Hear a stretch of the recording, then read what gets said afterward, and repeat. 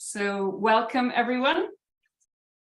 Delighted you're all here today. My name is Veronica Ryan and I am the Education Officer here at Cloughjordan Village, Cloughjordan Ecovillage. It's a pleasure to see so many new faces joining us today for our 7th episode in our Deep Listening series. So for those of you who don't know too much about us, Cloughjordan Ecovillage is based in County Tipperary in the centre of Ireland. We're an educational charity founded over 20 years ago with a mission to serve as an education, enterprise and research resource for all. Comprising a 67-acre site designed to support biodiversity, the Ecovillage is directly connected to the rural village of Cloughjordan. We now have over 120 residents living in more than 55 high-performance green homes, a woodland with over 20,000 trees, and Ireland's largest renewable energy district heating system. The community features a learning alliance of groups based in the Ecovillage who work and learn together. They include Cloughjordan Community Farm, a member-owned agroecological farm, and Ireland's first community-supported agriculture project. Cultivate Living and Learning Cooperative, based in the Enterprise Centre, runs the annual permaculture course. Riot Ride Bakery and Bread School runs the cookery courses and has our very own Breads Club. And Cloughjordan Arts has built a community amphitheatre right here on the land. The Dark Sky Bowl, Red Gardens and 7th Circuit Labyrinth are among other unique features that make up this thriving community. As a dynamic, creative and ambitious project, we are on a continual learning journey, and we're delighted to be joined by you all here today to delve deeper into the subject of community-led social transformation. So thank you all for coming, and I'll now hand over to Liz O'Shea. Well, thanks, Veronica. I'm Elizabeth O'Shea. I'm the co-owner manager of the independent bookshop here in Cloughjordan, Sheelagh Bookshop. And I am really pleased to be talking with Peadar today about his book, Karl Polanyi and the Contemporary Political Crisis, Transforming Market Society in the Area of Climate Change, which I've read a few times and I find a very hopeful book. So I hope we'll be able to bring that out during the conversation. So Peadar is, amongst other things, a member of Cloughjordan Ecovillage, and he's a key part of the Village Education Research and Training Group here within Cloughjordan Ecovillage. And he's also Professor Emeritus of International Politics and Public Policy at the University of Limerick. And we are also being joined by Marguerite Mendell, who is Distinguished Professor Emerita, School of Community and Public Affairs and Director of the Karl Polanyi Institute of Political Economy, Concordia University in Canada. She has been involved for over 30 years in social economy organizations in Quebec, in Canada, and internationally. She's also the co-founder of the Global Social Economy Forum. And she's going to be our kind of designated listener today. And at the end of my conversation with Peadar, she'll be responding with her own observations and insights. So that's what we're going to do. And as Veronica said, if you have questions or comments or reflections that you want to put in the chat, you can do that during the course of the chat. And Davy will be looking at those, and we will have an opportunity to bring them in at the end. So Peadar, hello.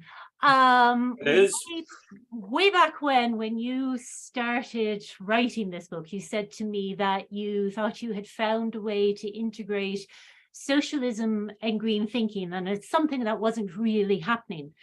So you were very excited about it.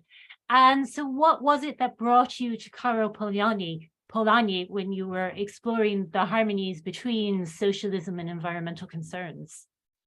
Well, I suppose I need to start with what brought me to Polanyi in the first instance. And when I signed on to do my PhD at the London School of Economics, my supervisor, sadly, he no longer is with us, Fred Halliday, said to me he wanted me to read one book as I started. And this was a book I'd never heard of, Karl Polanyi, The Great Transformation. And I still remember the excitement of reading that book. And I think that then profoundly influenced both my whole studies for my PhD and my subsequent career path. Indeed, I haven't written any book that doesn't mention Polanyi, and in some of them there's quite extensive coverage of Polanyi. But my recent book is the first book where I've dedicated a full book to Polanyi. And I suppose, as Liz says, that does come out of the fact that in my own life's journey, I've gone from being very much influenced by a more democratic form of locally based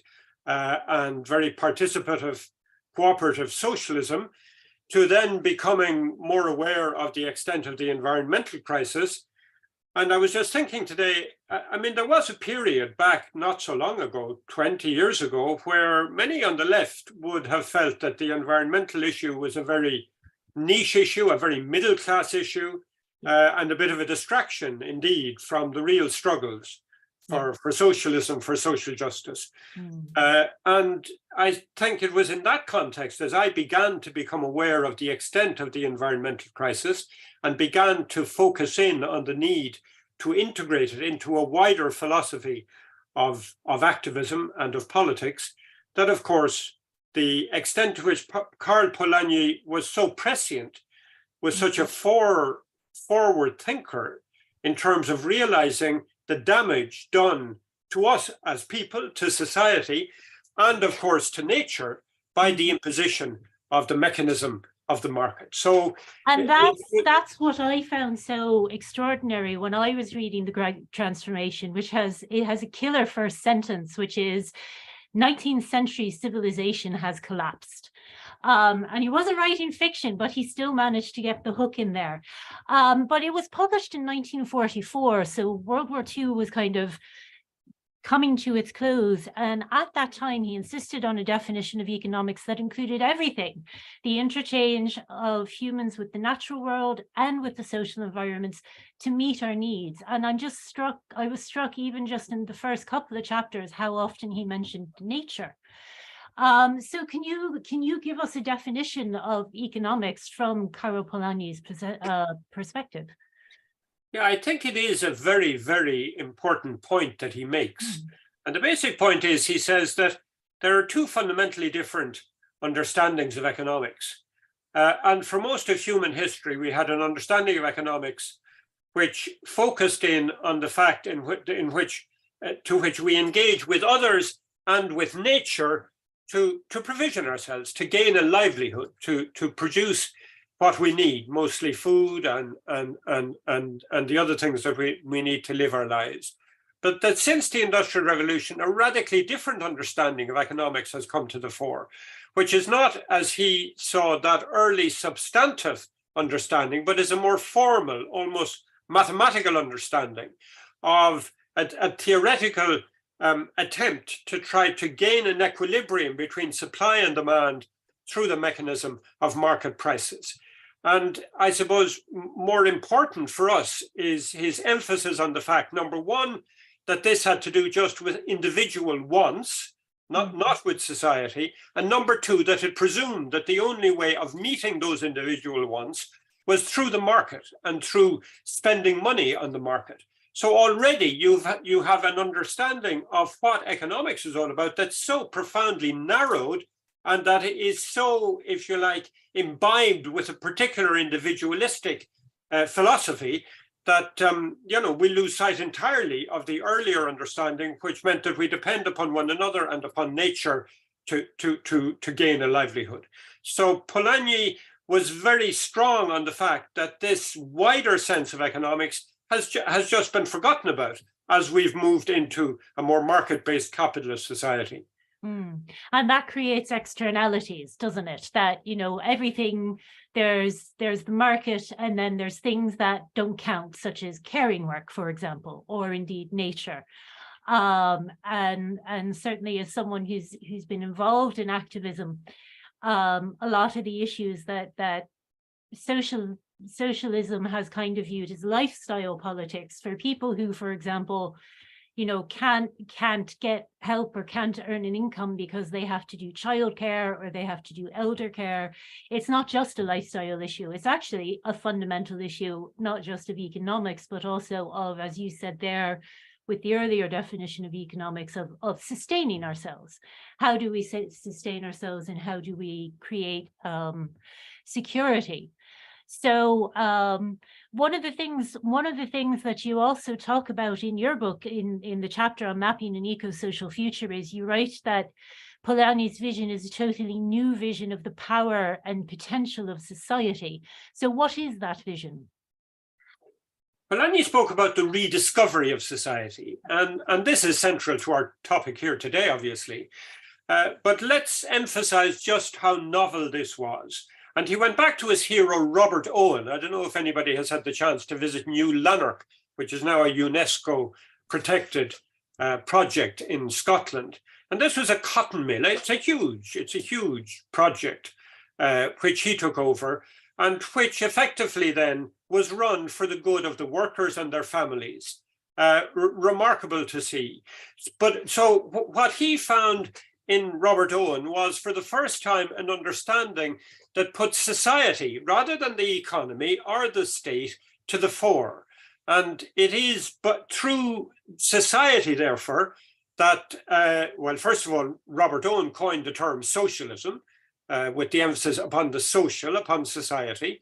That's important. It was very important also for Marx, this understanding that Owen brought to the fore. And it seems to me that that for Polanyi, this he speaks about the fact that Owen's socialism was based on reforms to human consciousness to be reached through the recognition of society. And I quote Polanyi on this because it brings into the picture something that, of course, is becoming all the more urgent as we face the environmental crisis, which, in Polanyi's phrase there, is reforms of human consciousness, that we need to sow whole new seeds of values and of consciousness. And Polanyi links this to being part of society, that this is going to be reached through the recognition of society. So it's a frontal criticism, if you like, of the radical individualism that has taken over our society, our value system, our ways in which we look upon ourselves. So the rediscovery of society is absolutely central to our way forward now as we face the environmental crisis. And historically, how, in Polanyi's own life, how did he get to that point? He's Hungarian originally. How did he come to this idea, do you think, in 1944, that we must put society first and have society lead? I think a very formative influence on Polanyi was the years he lived in what was called Red Vienna in the intra-war years. He had to flee then when the Nazis took over in 1933. And these years were marked by the fact that Vienna, the city, was run by a social democratic government and pioneered a form of municipal and cooperative socialism in terms of housing, for example, the legacy of which is still very evident if you visit Vienna, but also in terms of the productive economy and the distributive economy. So you must remember that this was a period also where Soviet socialism, where the new socialism that was emerging in the Soviet Union was taking on the form of being very statist and indeed increasingly divorced from society and increasingly repressive of society. And Polanyi himself in that period became much more critical of that. So here we have two roads being taken by socialism, if you like. And it was the social road that Polanyi very deliberatively took. And even in some of his early writings about how the socialist economy would be organized, what is striking for that period in the 1930s is the extent to which he puts the emphasis upon the way in which workers and consumers themselves would determine the shape of the economy. Not so much the state, even though he did realize that the framework, the legal framework that the state could provide could help that. But the primary agency are the producers and the consumers themselves coming together to decide what needs to be produced and at what price it should be sold. Okay, so it's very, very much about the community leading and local groups leading. Is that what I'm hearing? Well, we've been talking about society. Now you've mentioned the word community, and that's, I think, a very forgotten aspect of Polanyi, because for Polanyi, community was absolutely central. But he emphasized that it wasn't this romantic nostalgia about community that often is the way in which it's looked at in modern times. He saw community as being the basic building blocks for developing a whole new global system. In other words, it has to come from the bottom up. It has to come from the inventiveness and creativity and action of communities. But he said that within our sort of society, he didn't tend to use the word capitalism, he used the word market society, a society that's run according to the dictates of the market. Then real community is impossible, because in this sort of society, people are divided from one another, and they don't have the chance to really live full lives in community. So again, we come back to his critique of a radical individualism, to his emphasis upon society, but also the challenges that if we want to get to a society where community really flourishes, then we have to fundamentally change the way in which the market currently dominates society, and society is forced to operate according to the laws of the market. Okay, because, and I think the market economy it's important maybe to differentiate between a market economy and a market, because I'm always reminded of things like the seed share, that we had a seed share at the start of February within the Ecovillage and the community farm, where people who save seeds got together and swap their seeds. Now, that's an exchange. An exchange creates a kind of a market, but it wasn't an exchange that was driven by money or indeed by the market. It was actually driven by people's needs. So it was very much socially led, as, for example, was Cloughjordan Ecovillage itself, where people who were concerned about the environment got together and said, let's make an eco-village. And here we are today. So in terms of Polanyi's theory, then, what we're probably really looking at is kind of some sort of framework for the recovery of social connection. Yes, absolutely. I mean, social connection is at the heart of this. Obviously, if he puts an emphasis upon community beyond society, and I mean, I think it's important to distinguish this. Society, of course, is, if you like, the principle of us, rather than the market or the state, as being the determinant drivers of the sort of world that we create. But within that will come from not us as individuals, but from us as communities, and building very strong communities. And so connectivity, being connected to one another and to the environment, was absolutely central for Polanyi. I mean, it's interesting to go back to his understanding of freedom. You know, freedom has become this highly ideological trope at the moment, where the right uses it in a very narrow sense, that what freedom means is that individuals, we can decide how we want to live our lives. And, you know, so much of the right, the new right, the libertarian right, has that very narrow individualistic sense of freedom. But freedom for Polanyi means that we're only fully free because we're social beings when we assume responsibility for society. And so this is a radically different understanding of freedom, and an understanding of a freedom. It's in being together, in bonding ourselves together, that we become fully free. And then in taking responsibility for ensuring that we have a better society, that we build a whole new global system from the bottom up.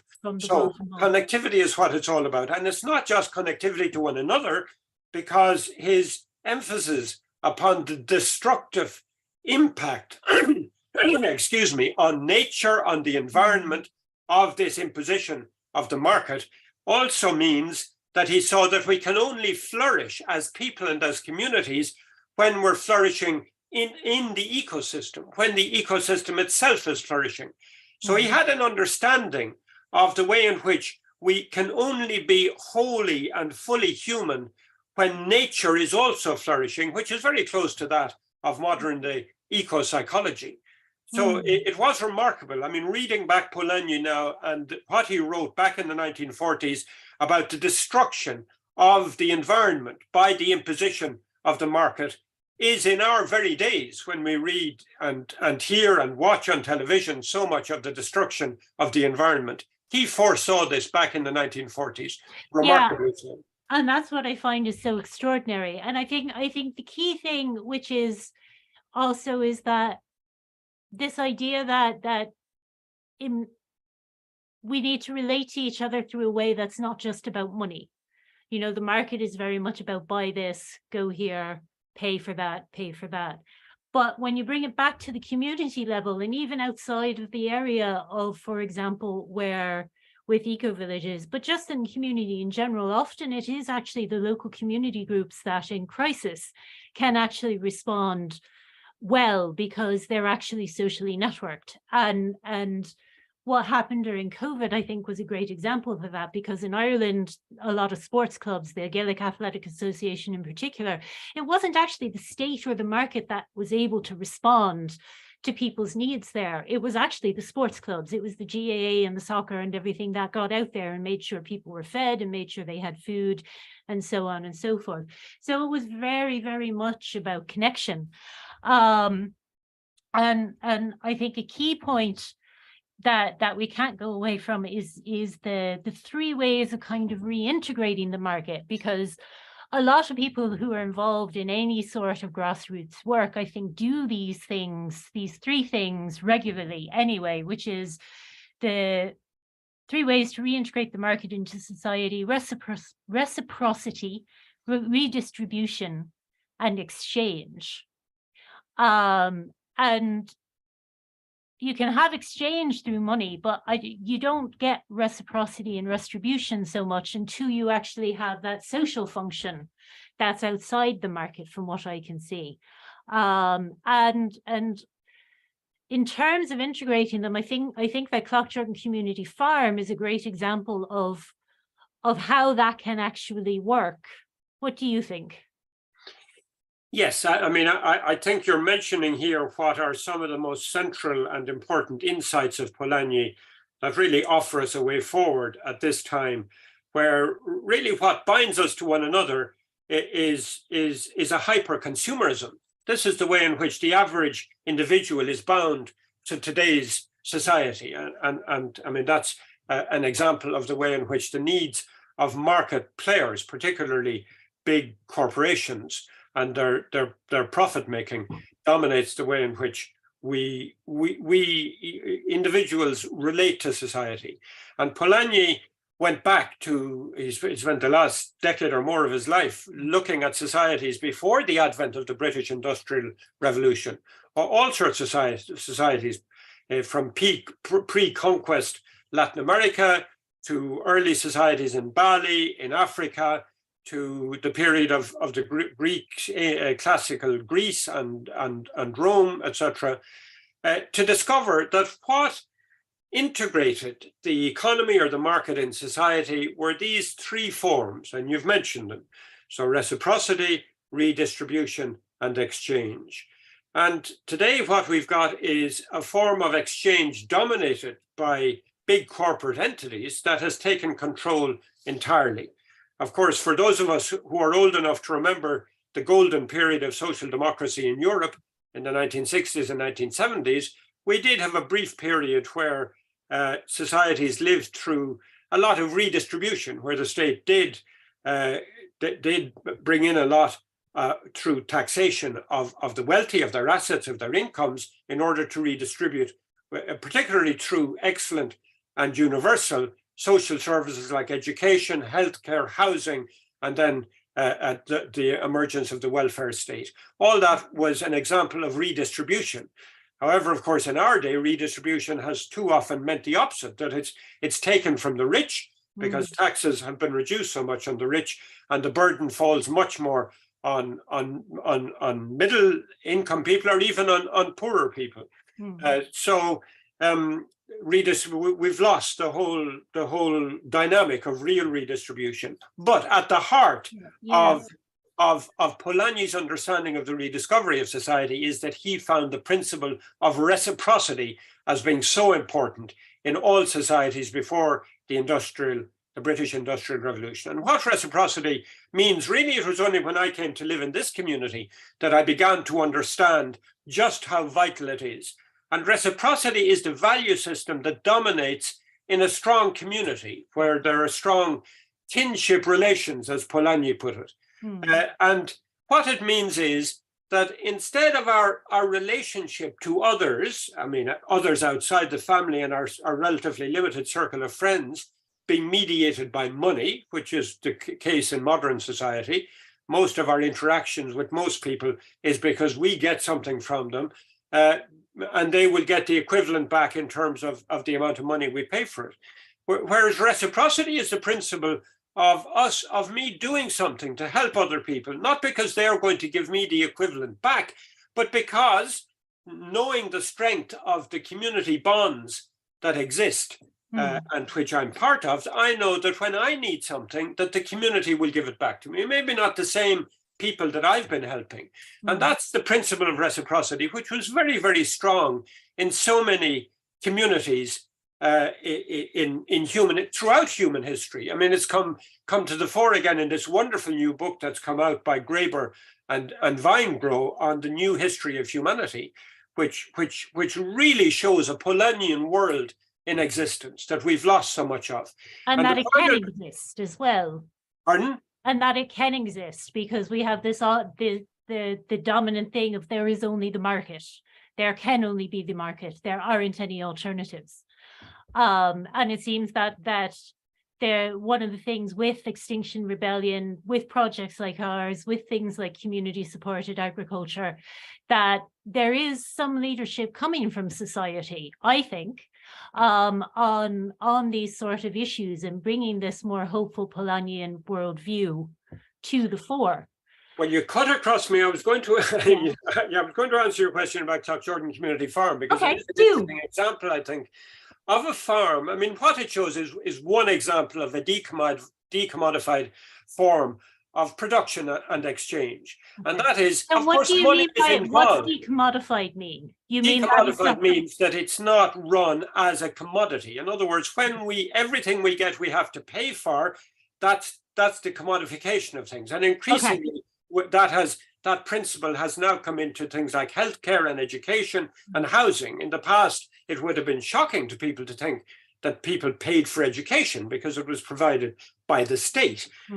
So that's the principle of commodification. Okay. And in our community farm, what we do is we pay, I mean, members pay a monthly subscription to the farm, if you like. That then allows the farm to plan because it knows its income. And the produce we don't buy the produce, we can take of the produce according to our needs. So the produce is deposited in a central location twice a week, and we take what we want. So yes, we're paying, but we're not, the production isn't a commodity to be bought in that sense. What we're paying for is we're paying into the vision of this farm, and we get much more than wonderful vegetables and fruit. We get a whole education into what growing food in this time of climate change is all about, into what regenerating the soil and making it richer is all about. And this is really at the heart of the climate crisis. I was very struck in reading Greta Thunberg's new book, the extent to which agriculture has emerged as the single biggest culprit, the way in which we use the land in destroying our environment, in heating our environment. So therefore, decommodified forms of agriculture must be at the core of us moving out of this crisis. So what does a decommodified world look like then? Well, a decommodified world will be a world where we live in profound interdependence, where we realize that we need each other in order to live well, and that we will freely give to others because we know we have a sense of security that we will get the same from them. So, I mean, if it's not saying it too much, certainly since I came to live in this community 15 years ago, I think I'm much closer And when I read Polanyi's, one of the final things he said in his life, that he'd been a lifelong socialist, but he'd never actually been able to live in a socialist community, I sort of feel privileged that I can end my life knowing I have had the privilege. I do now have the privilege of living in a community which has many challenges, which of course makes many demands. And I think living in a decommodified form is going to be very challenging for the whole of society, is going to make many demands. But it is where we can flourish, where we can give of our best, where we can grow and be challenged. And I find that in this community that I live in. So the nearest answer I can come is that I'm certainly tasting some of it in Cloughjordan Ecovillage, decommodified living. And for people who aren't familiar with the Ecovillage, some of the things that we have, there's lots of different eco-villages models around the world, and the book about that is Karen Litfin's Eco-Villages. But for example, in Cloughjordan Eco-Village, there's the bakery, which is a private enterprise, which bakes bread and distributes it locally throughout Cloughjordan. There's the Cloughjordan Community Farm, which produces vegetables. There's education and entertainment activities around there too. It also takes in interns and European volunteers. Gosh, what else is there? There's the whole art scene, and actually Julie Lockett, who's runs Riot Rye Bakery with her partner Joe, mentioned in a previous deep listening that the amount of car sharing, for example, that goes on. And when she first moved here, you know, she wouldn't loan somebody a car, but now she's actually involved in a car share, where one family might own the car, but a number of families actually use it and share the costs and so forth. And that's actually a really common model that's developed. But the reason it's developed is because there's strong community connections. You know your neighbors. So anything else you can add to that, Peadar? No, I think it's a good point to end on, but I do want to emphasize, of course, this is just one tiny example. Yes. And I hope now Margie is going to bring us into a whole world of the social and cooperative economy, which is showing many other ways in which this model is emerging from the grassroots up in a very Polanyian way to take us through to a low carbon society, which we so urgently and immediately need to do. And it's time to hand over to Margie now for her own reflections on what she's heard and anything that she can add. Thank you.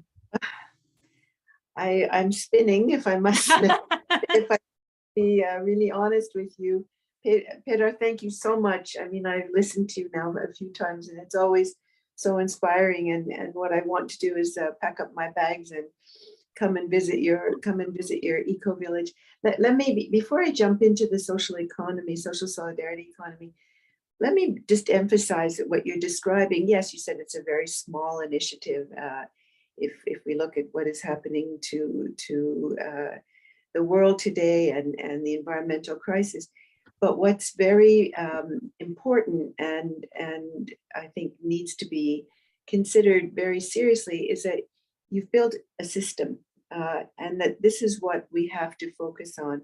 We've got many wonderful, inspiring initiatives all over the world, including in the social and solidarity economy, many cooperatives, many nonprofit businesses that have emerged over and have grown rapidly. Their emergence has grown rapidly, you know, in the last two decades, and of course really spiked during COVID, where you saw the importance of solidarity and people working together collaboratively to provide essential services and produce and distribute food locally and so on.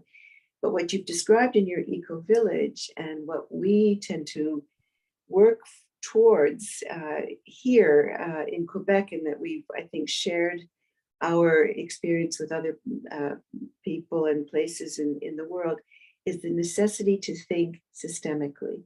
And that's, I think, our challenge. I mean, the environmental destruction that we are living on a daily basis cannot be dealt with on a piecemeal basis with numerous fragmented initiatives, while the system still remains unchanged and controlled largely by the powers that be. And so I have so much to say and so little time, and I want to thank you for your reflections, Peadar. But let me give you just a couple of sound bites, I guess, on the inspiration of Polanyi for the work that I've been doing and the work that we've been doing here in Quebec and internationally on the social and solidarity economy. And I'm underlining social and solidarity economy because we had really very sterile debates that ended up dividing the cooperative movement from the emerging nonprofit business model, which was relatively new. These have to be thought of together because they are all challenging the dominant paradigm. Namely, these are examples of a process of decommodification and a process of democratizing the economy. If we look at cooperatives and the way in which labor produces goods and services is not determined by the market, it is determined collectively by the cooperative, worker cooperatives being the case in point. And by the way, the worker cooperatives around the world are increasing rapidly, more so than many of the producer cooperatives, which in some cases remain very traditional and not always very welcoming to the social economy. These are sidebars, but are important stories. We look at land. I mean, Polanyi speaks of land and nature. Land is nature. What you have done in your Ecovillage is a process of decommodification. If we have a look at the number of community land trusts, or what are called social utility trusts here in Quebec, they are growing rapidly. The point is to be able to take the market out, rather to take land and nature out of the market and allow it to produce food, wood for heating, whatever, based on people's needs and also based on people's hopes and aspirations. I think we're in a stage now where hope and aspiration and needs are concomitant, one with the other. We have really a planetary crisis that we are facing, and so the desire and the aspiration to save our planet and to live and work differently is driving the needs of the social and solidarity economy, the community-based transformation. So community land trusts, I think, are very important illustrations of how we are decommodifying nature, decommodifying land. Look at, again, the role of money, because for Polanyi, the commodities were land, labor, and money. And today we would add in knowledge and technology that are also driven by market imperatives. By taking these out of the market, it means that you are money, for example, if we look at the increasing role of social and solidarity finance, again, money, rather than being part of a system of financialization, and this again is very Polanyian, is restored as a means to raise capital in order to be able to have cooperatives across sectors, not only in agriculture, but in all sectors or not-for-profit businesses. And so the availability of capital at interest rates at interest rates which are determined by viability and the ability to reinvest, as opposed to the search for speculative returns, money. We think of Marx and M prime. This is a way in which we are re-embedding, which is a Polanyian term, re-embedding the market in society, so that society is determining how goods and services are produced and distributed and redistributed. There's so much to say. I think Marguerite, can I just ask, someone asked in the comments about what's the difference between the Polanyian view and communism. And I think you just said it there a bit about how society is determining Whereas Yeah. I think the communist approach, as in the Soviet model, would be the state is determining.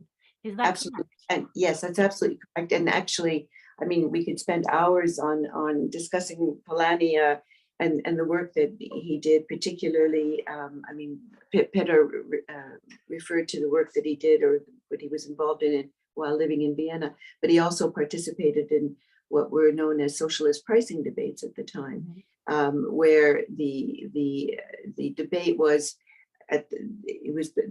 the state or central planning was pitted against a sort of what we would today call a neoliberal market system, and he came up through the middle and said, no, this is. He was opposed to central planning. What he proposed was a form of what we would call today a sort of social democracy or guilds. He was very inspired by GDH Cole and guild socialism, but it was a form of dialogue, of stakeholder decision making, where members of society, the labor movement, community, social, today would be social movements, community organizations, would be at the table with the private sector and with democratically elected representatives of government to determine how to distribute goods and services.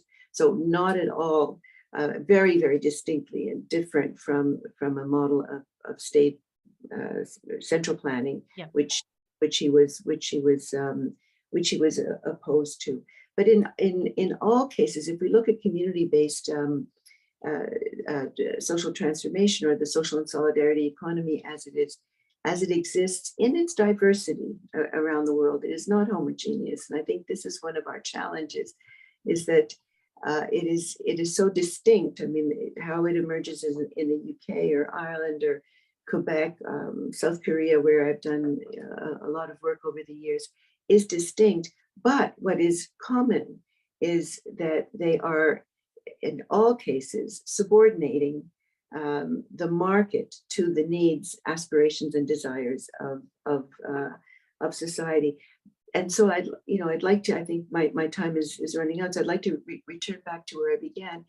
And that is what, the microcosm of your Ecovillage is extremely important, because it demonstrates the need to work systemically, that you have, and as I described a moment ago, a way in which to re-embed money, creating social and solidarity finance mechanisms, a way in which to decommodify labor so that its wages are not determined by market imperatives, but are rather determined collectively, and a way in which to re-embed land or decommodify land, in your case, creating your farm, or in other cases by legally transforming land, bringing it back into the community. And that holds for urban, urban settings. I'm sitting in Montreal, and we have a community land trust, which is in the heart of downtown Montreal. And it was created because of the development of an area, this is now several decades ago, that was running a development that would have thrown people out of their homes in favor of high-rise apartment buildings and hotels. And so the community mobilized and created this land trust right in the heart of downtown Montreal. Therefore, the land is extracted, if you will, or taken out of the market and not subject to speculation. And how big is that? Well, it runs, I don't have the square mileage or kilometers in mind, but it's right downtown. I think there are a couple of people online who are from Montreal. It runs from McGill University into almost to the border of East End Montreal. And what's very interesting about that land trust is it's the value of the land which is frozen, but it's mixed property. Not all the property on the land is necessarily cooperatively owned. Okay. But no one can speculate on the value of that land. So it's a mixed community of private cooperative community housing sitting on land which is legally, bound. These are emphyteutic leases. There's a complex legal structure that shapes this. I think of places, communities, for example, in Europe. There's Ghent in Belgium. There's Preston in Scotland. These are all approaches that are systemic, community-driven, and then very intelligently structured so as to remove the basic development tools from the market, but allow them to function. And we're not talking here about necessarily one model of ownership. It's diverse. So I think that we have around the world right now tremendously inspiring initiatives. What we are missing, and this is where Polanyi's work is so vital, is for us to be able to understand that this is beyond the initial or the individual initiatives, that we are actually seeing a paradigm shift. But how we are able to bring this together so that we can actually challenge the dominant paradigm is really our challenge. And I think all of us working in this field, be it community-based initiatives, social and solidarity based initiatives, the commons is also extremely important. As an economist, I mean, I'm trained as an economist. For me, the interest now in the foundational economy and in the generative economy, I think is extremely important. When I was studying, the counter movement, the intellectual counter movement would have been Marxist economics, which was very important, and there's a deal to learn from that as well. But I think what people don't appreciate is that these are forces. You referred to Greta Thunberg's book. There are so many, and of course your own book, Peadar, which is such an important contribution and a source of inspiration for people to be able to say, well, this is happening. There are many new lanarks that are springing up around the world in rural communities. There are commons initiatives in urban settings. There's web, there are companies in information technology and web design and so on that are run cooperatively. This cuts across all sectors because there was always this myth that anything that was occurring in the social and solidarity economy was marginal. That these were salutary, very welcome initiatives, but these couldn't possibly. Well, they were externalities, weren't they? They're external to the market, therefore they don't count. Well, they weren't really external to the market because they were integrating that we all need markets and we all need to buy goods and services. It's not so that, but they were demonstrating how the market becomes an accessory. It's subordinated to larger goals, which are societal, which are community-based, which reflect Polanyi's commitment to freedom, because, namely, as Peadar said so eloquently, that freedom means responsibility for others. I mean, in some of his writings, he challenges individualism head on, and this is what we need to do, certainly as economists, but as social scientists and also as activists, that we were not created as individuals to maximize our satisfaction. We are social beings, we are societal beings, and that our responsibility for others is something which is, I don't want to get into a debate around essentialism, but this is innate. This is how we are, and we are being taught to behave as individuals, and we know all the, we've talked about the environmental crisis, the economic crisis, political crisis, social crisis, but there's also psychological crises.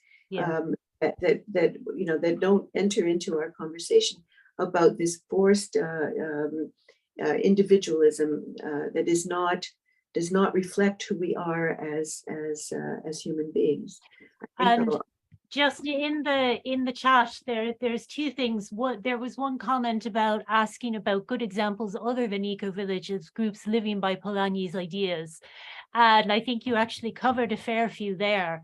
But when you're talking there about the individual and responsibility, and as Peadar mentioned earlier, someone else was asking about, okay, well, without central planning and with a diverse and contextual expression of what the needs of society are, what is the mechanism behind just distribution and who decides whose needs are most important? Before you start, Yeah. Marjorie, this is the final section. Liz is stealing my thunder a little because I was invited to maybe field a few questions for the last few minutes. So we might. It flowed naturally, Davy. Pardon? It flowed naturally. I know, it's okay, Liz. It's good to have that flow. We do only have a few minutes for questions. I'm asking for them in the chat, and there's a few there, and there's some, as Liz is pointing out, there's some good discussions. I'd like to maybe just start with where we're at in the world right now and the need to move to post-growth or imagine a well-being economy, which seems to be a problem.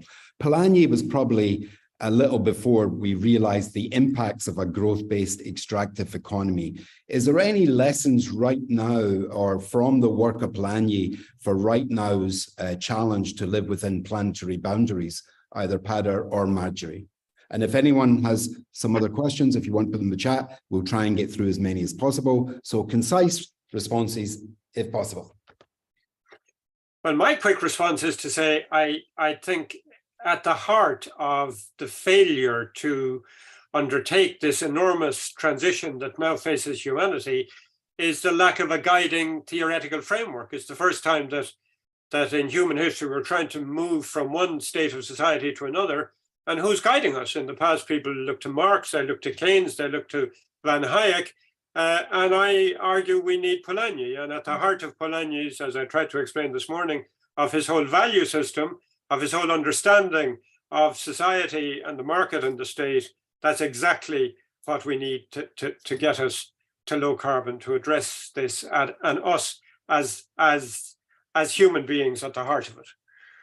And if I can add to that, I fully agree with what you just said, but I think what we're learning and what we're discovering, and this is Polanyi on the ground, if you will, Polanyi in the field, that that model exists. It exists in your Ecovillage. It exists in Preston. It exists in Cleveland and Detroit, where the New Systems Project has been very successful in saving people's lives, really, their livelihoods, from cities that are just, caving in. But what we haven't done is, I've always referred to this as a tapestry. We haven't sewn the pieces of the tapestry together. And I think it is a tapestry because we're living in a difference. We can't reproduce, and we don't want to necessarily reproduce a post-war welfare state society. We're living in a different world. So how can we work inductively to take those initiatives and those lived experiences and lived realities and say that they are not the seeds of an alternative, they are, an alternative in reality. And this is this. So, but the trouble, I think that our big challenge is that we remain off the radar because it's very difficult to unseat the powers that be, and even for governments that have. I mean, look what happened during COVID. All of a sudden you had this return of a Keynesianism on speed. I mean, all across the world. Huge investments by governments in social programs and in food distribution and so on. It's all, it's gone.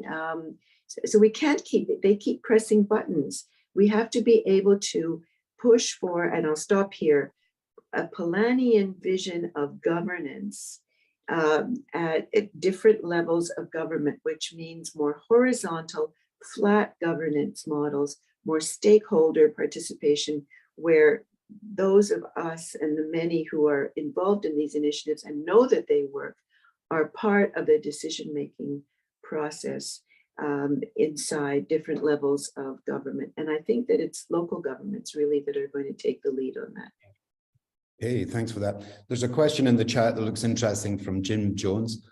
Without central planning and with a diverse and contextual expression of what the needs of society are, what is the mechanism behind just distribution in a Polanyian economy? Who decides whose needs are most important? I think Margie has already said it. Those debates on socialist accounting, early debates in the 1920s that Polanyi wrote long essays for, as we do. You know, we as the producers, we as the consumers, we get together and we make the decisions. That's within a context set by the state. And I agree with Margie that the local state becomes much more important in this process. But you know, it's almost we have to think ourselves out of the accepted paradigms that we've got really for the last 100, 150 years into understanding we're into a whole new area, and we have to take charge. We as citizens, we as part of these vibrant local communities, when we can finally get the market out of our hair. Yeah, I think that we have perhaps not paid enough attention to governance. I mean, this is, I guess I'm reflecting some of the work that we're doing here now, and the bringing together of the principles, values, experiences of social solidarity, economy, community-based initiatives, and the commons, and then looking at it. You know, there's some very interesting comparisons to be made between Polanyi and Eleanor Ostrom and some of the people working in the commons field, and polycentricity, so that it's not one size fits all. It's confusing. You know, you've got some very, I mean, in the civil service in many parts of the world, you've got some really good people that want to collaborate, but their hands are tied, not by other people, but by structures. By bureaucratic rules and systems that have been in place for a long time, that they're not made of steel, but they're very difficult to penetrate. I think until we really question the model of decision making and governance, we will continue to engage in these conversations. The initiatives will continue to emerge and contest the paradigm, but the paradigm itself will not, you know, be shaken unless the models of governance themselves change. Okay, there is some other questions, but I'm just conscious of time. We promised people we finish at 1, so I am going to invite Veronica just to close this. Okay, well, Margie, first of all, thank you so much for joining us all the way from Montreal and for participating in this fascinating discussion with Peadar and Liz. Thank you both, Peadar and Liz, for bringing us through that journey of Polanyi's work and community-led social transformation. Thank you, Davy, for bringing in the voices and the questions, fascinating questions in the chat. Many thanks to all of you, the participants, for joining us today, and we hope to see you again in future TEEP listening series here at Cloughjordan Ecovillage. Many thanks, everybody.